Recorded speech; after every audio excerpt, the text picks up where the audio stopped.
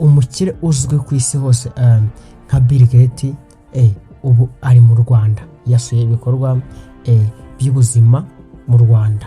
Umuherwe Bill Gates ari mu Rwanda mu ruzinduko rugamije kureba intambwe rwateye mu bikorwa byo guteza imbere ubuzima, aho ku ikubitiro yasuye uruganda rukora inshinge ruherereye mu karere ka Rwamagana.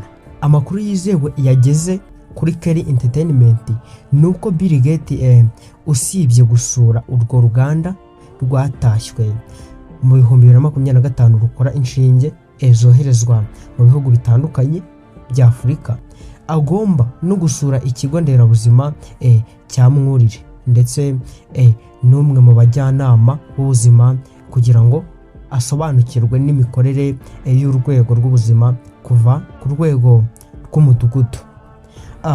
Mbere yuko tuza gukomeza, reka mbanze mbabwire ubundi Bill Gates ni muntu ki, ku bantu mutanamuzi maze mumenyeho byinshi, mumenye ngo ninde, niyo waba umuzi uze kubasha kumusobanukirwa. Ariko nyamuneka niba uri ahanga cyase ugeze kuri umuntu utareka mbanze nkwibutse kwanda subscribe. Ese wari uzi ko Bill Gates yaretse ishuri rya kaminuza ariko nyuma aza kuba umwe mu bantu bakize kurusha abandi ku isi? Bill Gates yavukiye muri Amerika mu 1955 akiri muto. Yakundaga cyane mudasobwa maze we n'inshuti ye Paul Allen bashinga sosiyete ya Microsoft mu 1975. Iyo Microsoft niyo yakoze Windows ikoreshwa na za mudasobwa nyinshi. Ubwo nituvuga ama Windows abantu mugira mashini cyangwa ama computer, ama laptop murabizi. Bituma Bill Gates aba umwe mu baherwe bakomeye. Ariko si amafaranga gusa amuranga. Yashinze Bill Melinda Gates Foundation imaze gutanga miliyari z'amadolari mu kurwanya indwara, guteza imbere uburezi no gufasha abakene hirya no hino ku isi. Uyu munsi Bill Gates afatwa nk'umwe mu bantu bagize uruhare rukomeye mu iterambere ry'ikoranabuhanga n'ubugiraneza. Ni ukuvuga ngo mbere yuko usobanukirwa Bill Gates, reka dute twihuta sasa tubasomere inkuru yose cyangwa se tubabwire amakuru yuzuye. Ni urugendo bwite rwa Bill Gates. Abamubonye bavuze ko nubwo ari umuntu ukomeye ku isi yarworoheje cyane.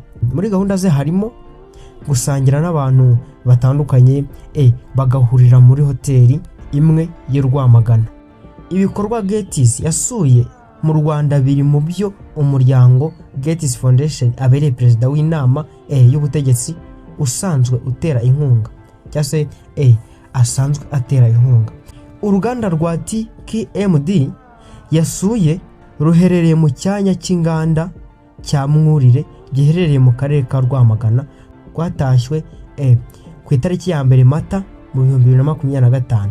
Rutangira rufite ubushobozi bwo gukora inshinge ziri hagati y'ibihumbi 600 na miliyoni 1 ku munsi. Rwatangiranye abakozi 110 aho 80% ari abagore. Inshinge rwakoze zabanje kugenzurwa kugira ngo harebwe ko zujuje ibipimo mpuzamahanga. Inshinge za mbere zakozwe n'uru ruganda zaguzwe na UNICEF kugira ngo zoherezwe mu bihugu birimo Ethiopia, Uburundi, Repubulika Iharanira Demokarasi ya Kongo na Mozambique. CNBC Afrika yatangaje ko TKMD imaze gukora inshinge zirenga miliyoni 22 kuva mu 2024, kandi rwabonye isoko rya UNICEF ryo gukora izindi miliyoni 150 z'inshinge. Biteganyijwe ko kuba izo nshinge zikorerwa mu Rwanda bizagabanya igihe cyakoreshwaga mu kuzigeza mu bihugu byo muri Afurika y'Iburasirazuba iyo hagati n'iy'Amajyepfo kugera kuri 90%. Bill Gates yavuze ko icyorezo cya COVID-19 cyagaragaje akamaro ko kugira imiyoboro yizewe yo gukora no kugeza ku baturage imiti, inkingo n'ibindi bikoresho by'ubuvuzi. Yagaragaje ko igihe ibihugu bya Afurika byagorwaga no kubona inkingo, inshinge n'ibindi ibikoresho by'ingenzi, byagaragaye ko gukomeza gutegereza ibikorerwa mu bihugu bya kure bishobora gushyira ubuzima bw'abaturage mu kaga. Kuri we inganda nka TKMD ntizifasha gusa mu gukora ibikoresho by'ubuvuzi, ahubwo zinatanga imirimo, zikongerera Afurika ubushobozi bwo guhangana n'ibyorezo n'ibindi bibazo by'ubuzima, kandi zigafasha mu iterambere ry'ubukungu rirambye. Yashimye intambwe u Rwanda rwateye mu buzima. Mbere yo kugera mu Rwanda, Bill Gates yari yatangaje ko ashaka kwigira ku buryo igihugu cyahuje ishoramari mu baturage, kubaka inzego zikomeye no gushyira mu bikorwa gahunda zigera ku baturage. Yavuze ko kuva mu 2000 impfu z'abana b'Abanyarwanda batarageza ku myaka 3 zagabanyutse 80%, mu gihe impfu z'abagore ziterwa n'ibibazo byo gutwita no kubyara zagabanutseho 85%. Ati ikinshimisha ntabwo ari igikorwa kimwe cyihariye, ahubwo ni uburyo ishoramari ry'igihe kirekire igihugu cyakoze mu baturage, mu nzego zikomeye no mu kugeza serivisi ku baturage ririmo gutanga impinduka zigaragara. Gute se? Binyuze mu kongera ishoramari mu buvuzi bw'ibanze, gushyigikira abajyanama b'ubuzima, no kubaka inzego zirimo ikigo cy'igihugu cy'ubuzima RBC.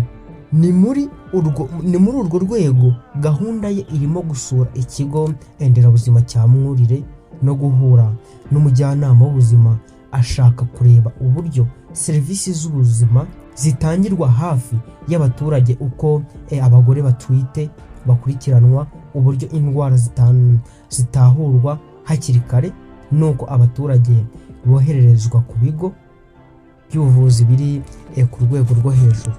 Gatesi yari yatangaje ko ategereje guhura n'abayobozi, abakozi mu nzego z'ubuzima bari ku ruhembe rw'imbere, abashakashatsi, abanyeshuri n'abahanga mu guhanga udushya. Ati ntegereje kurushaho gusobanukirwa uburyo bakora buri wese ku giti cye, no mu bufatanye kugira ngo barusheho kuzamura imibereho y'abaturage.